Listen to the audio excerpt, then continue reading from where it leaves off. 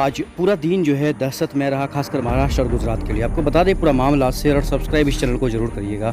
आपको बता दें कि आज अरब सागर में उठा चक्रवाती तूफान निसर्ग अब रायगढ़ और पुणे से गुजरा और दोपहर 12:30 बजे यह अलीगढ़ के तट से टकराया था। तब हवा की रफ्तार 120 किलोमीटर प्रति घंटा थी। मुंबई में इसके असर के चलते बारिश हुई, पेड़ उखड़े और मकानों की छतें उड़ गई। उतना नुकसान नहीं हुआ जिसकी आशंका जाहिर की गई थी। 6:30 बजे यह रायगढ़ और पुणे पहुंचा। इस समय तक हवा की रफ्तार में करीब 60 किलोमीटर प्रति घंटा तक की कमी आ गई थी।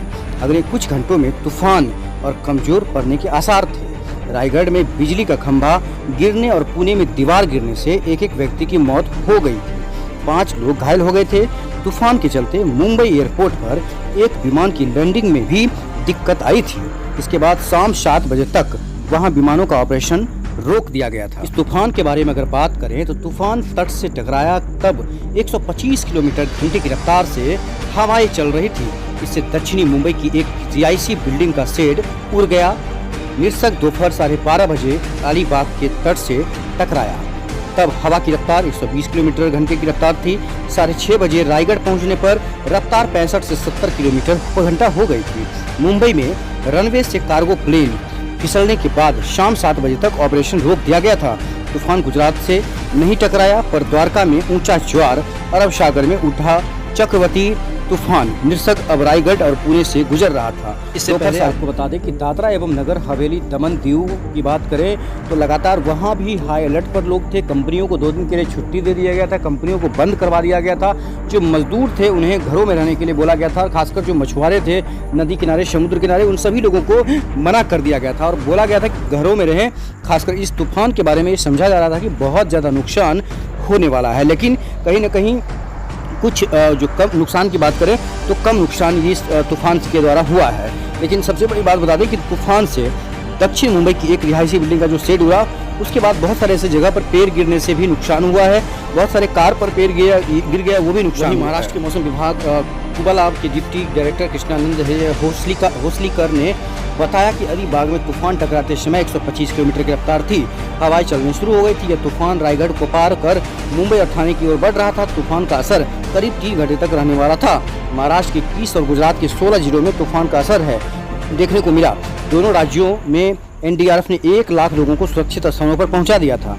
इस बीच मुंबई के बांद्रा वर्ली सी लिंक पर वाहनों की आवाजाही भी बंद कर दी गई थी। सामने जो दृश्य आप देख रहे हैं, भारी बरसात के साथ साथ 120 किलोमीटर के प्रति जो घंटा था हवा का, वो जबरदस्त ये देखने को मिल रहा था। और जो रिपोर्टर थे वहाँ पर, जो लोगों ने देखा है, उन्होंने कहा कि बहुत वर्षों बाद इस तरह का माहौल महाराष्ट्र के अंदर सड़कों पर देखने को मिला, जो आंधी और तूफान का था।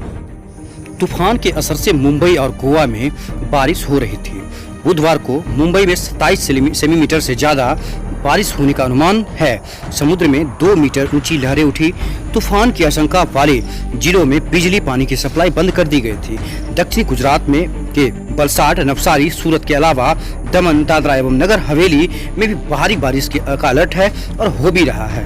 आपको बता दें कि मध्य प्रदेश के भोपाल, उज्जैन, इंदौर, ग्वालियर संभाग के कुछ जिलों और शहरों में भी भारी बारिश की संभावना बताई जा रही थी और हो भी रही है। और आपको बता दें कि तेज हवाओं के चलते रायगढ़ में कई पेड़ उखड़ गए, घरों को भी नुकसान पहुंचा। महाराष्ट्र में तूफान कितने साल बाद आया? मौसम विभाग के साइक्लोन ई एटलस के मुताबिक 1891 के बाद पहली बार महाराष्ट्र के तटीय इलाके के आसपास साइक्लोन का खतरा मंडराया। इससे पहले 1948 और 1980 के में ऐसे हालात बने थे, लेकिन यह चक्रवात में बदल गया। इसे लेकर मतभेद है। मुंबई की एक झुग्गी बस्ती में से एक व्यक्ति अपने परिवार और सामान के साथ बाइक से जाता हुआ तूफान से पहले जहां से लोगों को सुरक्षित स्थानों पर भेजा गया। 2 हफ्ते में यह दूसरा तूफान कैसे? 21 मई को अम्फान तूफान आया था। वहीं आपको बता दें कि इसने ओडिशा और पश्चिम बंगाल के तटवर्ती इलाकों में तबाही मचाई थी। इसके 2 हफ्ते बाद ही अब निसर्ग तूफान आया। यह तस्वीर दमन की है। आपको बता दें दमन की तस्वीर है। और पहले यहाँ एक मछुआरा अपनी जाल समेटता हुआ मछुआरों को 4 जून तक समुद्र में न जाने की हिदायत दी गई थी। ये तस्वीर आप महाराष्ट्र से देख रहे हैं। विशेष कवरेज देखिए, शेयर और सब्सक्राइब जरूर करिएगा। तूफान कोनी सरगम नाम किसने दिया?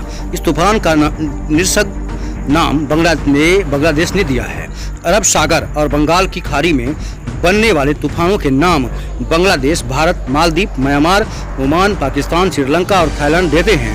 भारतीय मौसम विभाग ने अप्रैल 2020 में चक्रवातों की नई सूची जारी की थी। इसमें निरसक, अर्नब, आग, व्योम, हजार, तेज गति, पिंकू और लुल्लू जैसे 160 नाम शामिल हैं। पिछली लिस्ट का आखिरी नाम अम्फान था। यह नाम थाईलैंड ने दिया है।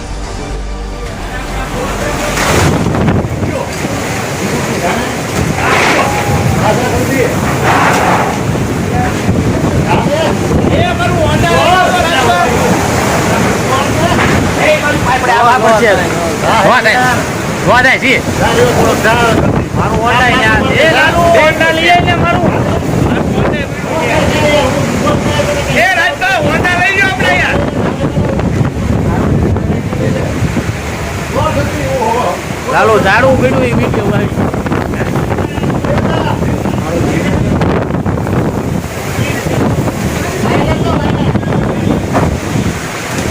એ રાજભા લઈ લેજો, મારું અંડા લઈ લેજો, લઈ લેજો